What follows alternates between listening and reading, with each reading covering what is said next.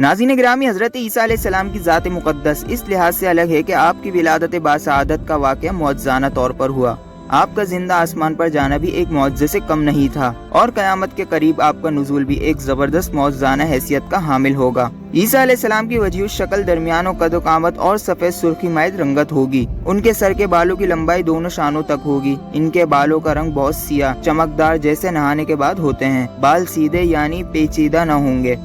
दोस्तों, यहूदियों ने हजरत ईसा अलैहिस्सलाम के कत्ल का इरादा किया, लेकिन अल्लाह ताला ने इनकी हिफाजत की और कुफ्फार के नरगे के वक़्त आपको आसमान पर जिंदा उठा लिया। हजरत ईसा अलैहिस्सलाम कुर्ब क़यामत में फिर आसमान से वापस तशरीफ लाएंगे।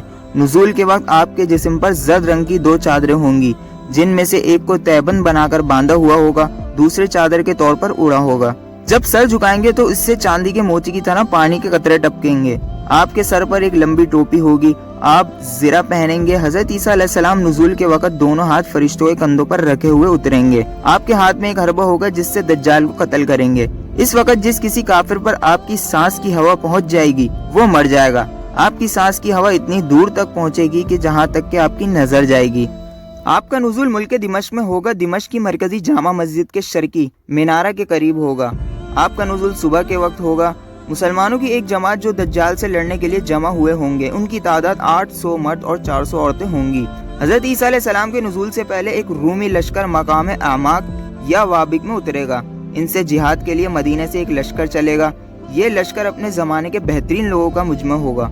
इस जिहाद में लोगों के 3 टुकड़े हो जाएंगे। 1/3 हिस्सा शिकस्त खाएगा, 1/3 हिस्सा शहीद हो जाएगा और 1/3 हिस्सा फतह पाएगा। कुस्तुनतुनिया फतह हो जाएगा। जिस वक्त वो माले गनीमत तकसीम करने में मशगूल होंगे तो खुरूज दज्जाल की गलत खबर मशहूर हो जाएगी। लेकिन जब लोग मुल्क शाम से वापस आएंगे तो दज्जाल निकल आएगा। अरब इस जमाने में बहुत कम होंगे और अक्सर बैतुल मक़दस में होंगे। मुसलमान दज्जाल से बचकर अफीक नामी घाटी में जमा हो जाएंगे। इसके बाद मुसलमानों का एक लश्कर हिंदुस्तान से जिहाद करेगा और इसके बादशाहों को कैद करेगा। ये लश्कर अल्लाह ताला के नजदीक मकबूल और मगफूर होगा। जिस वक्त ये लश्कर वापस होगा तो ईसा अलैहिस्सलाम को मुल्क शाम में पाएगा। शाम और इराक के दरमियान दज्जाल निकलेगा और फितना दज्जाल इतना सख्त होगा कि तारीख इंसानी में इससे बड़ा फितना न कभी हुआ और न आइंदा होगा। इसलिए तमाम अंबिया अकरम ने अपनी अपनी उम्मतों को इससे खबरदार किया, मगर जितनी तफसीलात रसूल करीम सल्लल्लाहु अलैहि वसल्लम ने बतलाई किसी और नबी ने नहीं बताई। वो पहले नबूवत का और उसके बाद खुदाई का दावा करेगा। दोस्तों, दज्जाल अंधे और बर्स के मरीजों को तंदुरुस्त करेगा। जमीन के पोशीदा खजानों को हुक्म देगा तो वो फौरन बाहर आकर उसके पीछे हो जाएंगे। दज्जाल एक नौजवान आदमी को बुलाएगा और तलवार से उसका सर कलम कर देगा और फिर उसको बुलाएगा तो वो सही सालिम होकर हंसता हुआ सामने आ जाएगा। दज्जाल के 70,000 यहूदी जो तलवारों के साथ उसके सामने होंगे। लोगों के 3 गिरोह हो जाएंगे। एक गिरोह दज्जाल की इत्तिबा करेगा, एक गिरोह अपनी काश्तकारी में मसरूफ रहेगा और एक गिरोह दरिया फुरात के किनारे पर इसके साथ जिहाद करेगा।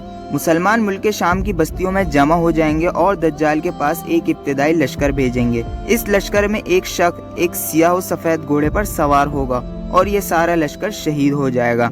इनमें से एक भी वापस ना आएगा। दज्जाल जब हजरत ईसा अलैहिस्सलाम को देखेगा तो इस तरह पिघलने लगेगा जैसे नमक पानी में। इस वक्त तमाम यहूदियों को शिकस्त हो जाएगी। हदीस शरीफ के मुताबिक हुजूर करीम सल्लल्लाहु अलैहि वसल्लम ने सूरह कहफ की इब्तिदाई आयत को दज्जाल से तहफ़्फ़ुज़ का जरिया फरमाया है। अल्लाह ताला याजूज माजूज को निकालेगा जिनका सैलाब तमाम आलम को घेर लेगा। इस वक्त हजरत ईसा अलैहिस्सलाम तमाम मुसलमानों को पहाड़ तूर पर जमा फरमा देंगे।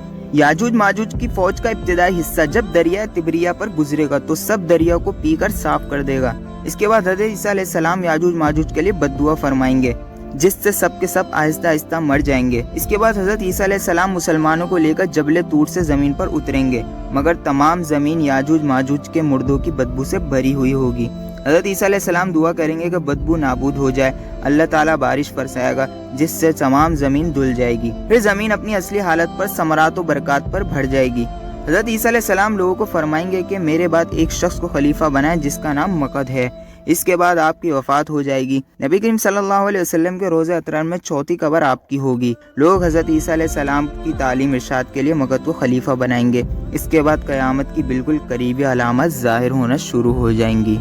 तो नाज़रीन, वीडियो कैसी लगी हमें कमेंट बॉक्स में ज़रूर बताइए और साथ ही साथ चैनल को सब्सक्राइब भी कर लीजिए मज़ीद इन्फॉर्मेटिव वीडियोस के लिए।